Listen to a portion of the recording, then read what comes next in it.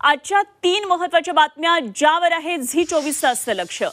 पहिली बातमी मातोश्रीवरच्या बैठकीची। उद्धव ठाकरे यांनी आज मातोश्रीवर विजयी आमदारांची बैठक बोलावलेली आहे। या बैठकीमध्ये उद्धव ठाकरे विजयी आमदारांना मार्गदर्शन करणार आहेत। दुसरी महत्त्वाची बातमी राष्ट्रवादी काँग्रेस शरदचंद्र पवार पक्षाच्या बैठकीची। मुंबईतल्या वायबी चव्हाण सेंटरमध्ये आज या बैठकीचं आयोजन करण्यात आलं आहे। या बैठकीमध्ये शरद पवार विजयी आमदारांना मार्गदर्शन करणार आहेत आणि निवडणुकीच्या निकालाबाबतही या बैठकीमध्ये चर्चा होणार आहे। संध्याकाळी 4 वाजता ही बैठक असेल।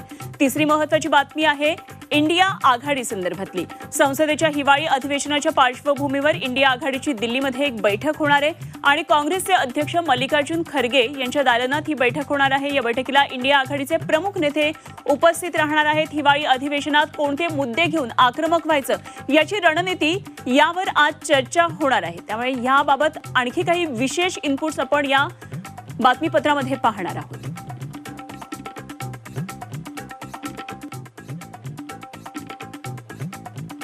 आज या 3 महत्त्वाच्या घडामोडी आहेत ज्यावर झी 24 तास लक्ष आहे। आज बैठकांचं सत्र असणार आहे। राज्यात आणि दिल्लीतही विविध पक्षांच्या बैठका आज होणार आहे आणि निकालावर मंथन या बैठकांमध्ये आपल्याला होताना दिसणार आहे।